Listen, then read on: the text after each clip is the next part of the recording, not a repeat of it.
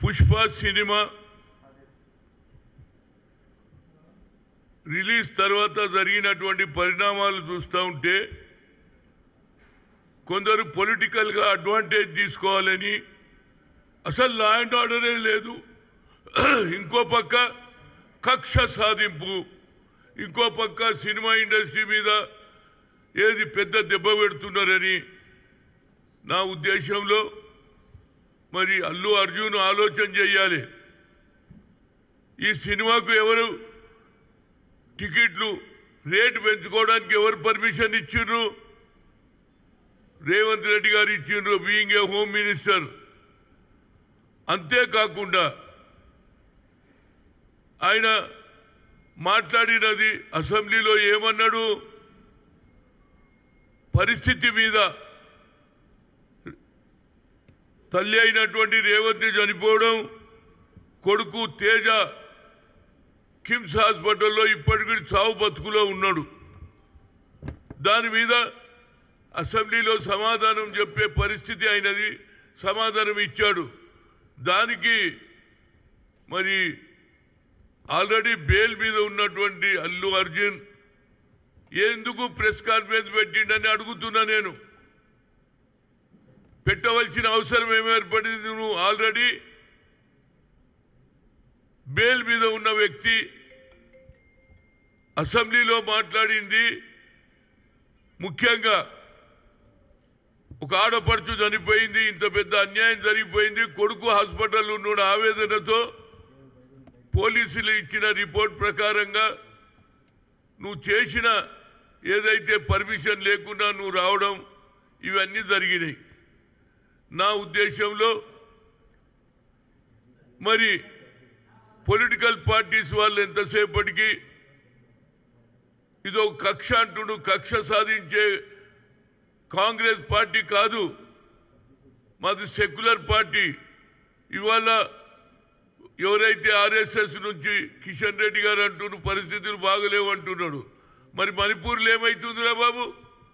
సంవత్సరం పొడుగా ఇప్పటికి 90 మంది చనిపోయిండ్రు.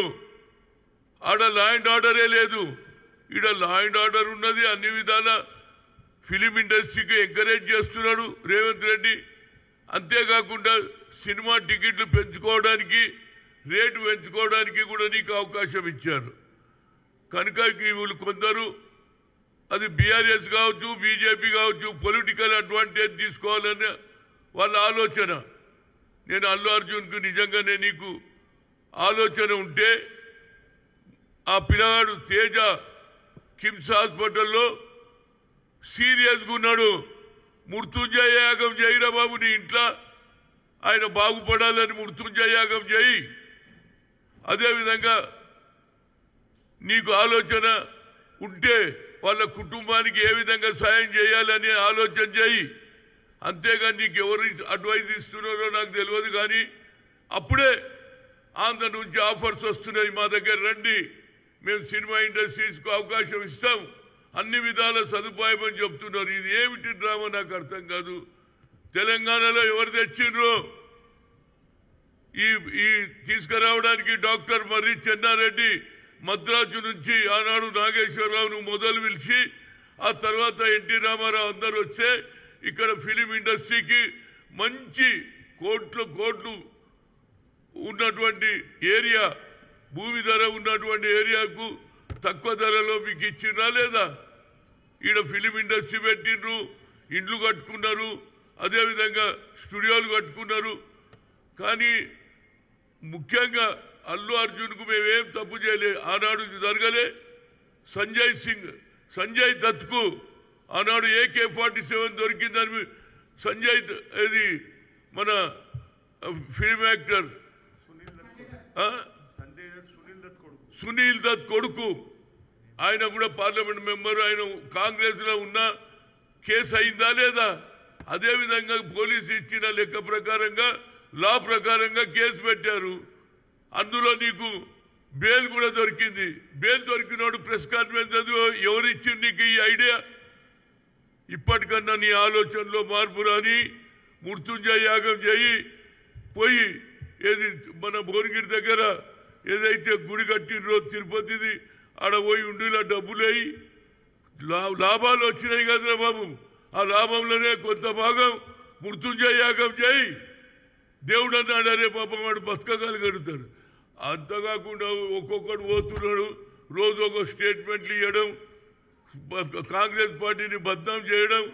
రేవంత్ రెడ్డి ఏం తప్పు చేయలే, అకార్డింగ్ టు లా ఆయన మాట్లాడిండు అంతే తప్పితే దానికి నాదేదో నా మనోభావాలు దెబ్బతిన్నామని సచిన వాళ్ళ కుటుంబాలు ఎంత బాధపడుతుందిరా బాబు.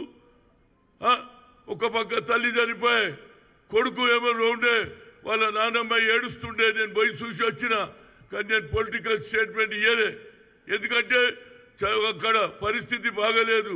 ఆ పిల్లవాడు ఏ విధంగా బాగుపడాలి, ఏ విధంగా మంచి ఆరోగ్యంగా రావాలని నేను దేవుని కోరుకొని వస్తే వీళ్ళు వచ్చి రోజు ఒక స్టేట్మెంట్, చనిపోయినప్పుడు పేరాలు వేసినట్టు పేరాలు ఏరుకున్నట్టు వీళ్ళు రాజకీయంగా, అది బీఆర్ఎస్ కావచ్చు బీజేపీ కావచ్చు, మీరు లా అండ్ ఆర్డర్ గురించి మాట్లాడేది.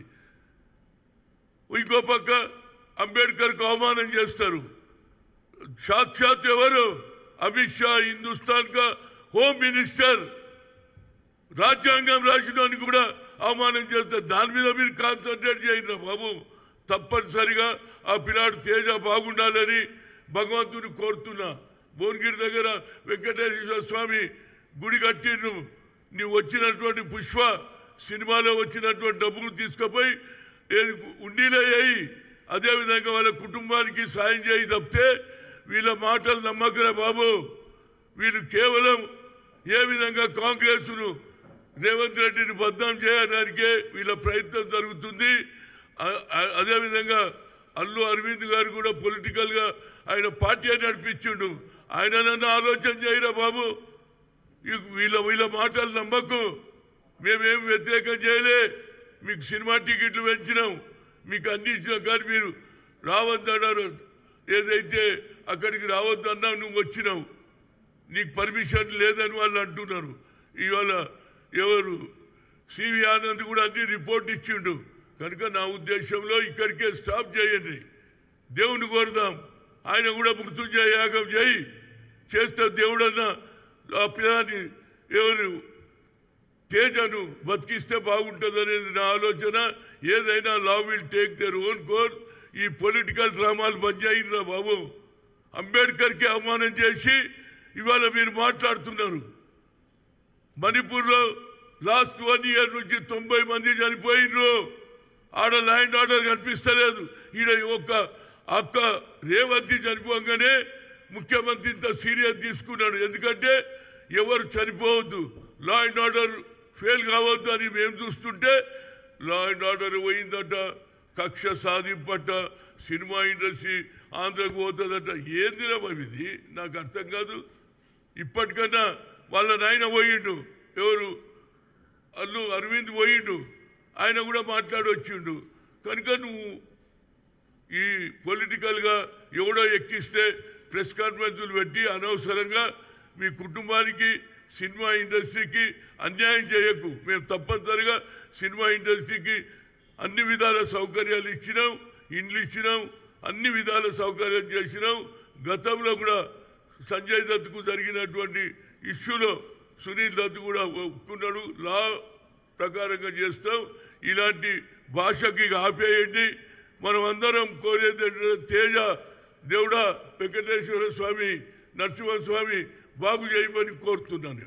అంతే, ఇక మేము చెప్పేది ఏం లేదు మీకు. ఎందుకంటే మీరు పొలిటికల్గా ఏ విధంగానైనా కాంగ్రెస్ను అవాస్పాలు చేయాలి. రేవంత్ రెడ్డి ఆయన అసెంబ్లీలో ఆయన being a home minister he has given answer.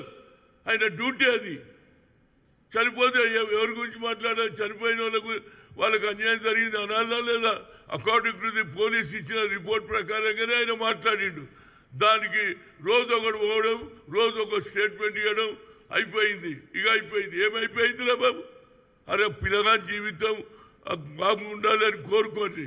ఆ తర్వాత ఎట్లా చేయాలనేది కోర్టులో ఏది డిసిజన్ చేస్తుంది. కానీ అల్లు అర్జున్ తప్పనిసరిగా వచ్చిన లాభంలో వాళ్ళ కుటుంబానికి కూడా సాయం చేయాలి. మృత్యుంజయ యాగం చేస్తే తప్పనిసరిగా ఆ పిల్లవాడు మేలుకోవాలని. తల్లి పోయింది, కొడుకు ఒక బిడ్డ ఉన్నదట. ఆ చెల్లెల్ని ఎవరు చూడాలి? కనుక నా ఉద్దేశంలో ఇలాంటి పొలిటికల్ గేమ్లు బంద్ చేయండి. సచ్చినోడు సచ్చిండు, మీరు రాజకీయం చేయడం ఇది మంచి పద్ధతి కాదని ఒక సీనియర్ నాయకుడిగా నేను కోరుతున్నా. భగవంతుడు తేజాను బాగు చేయాలని కోరుతున్నా. Thank you.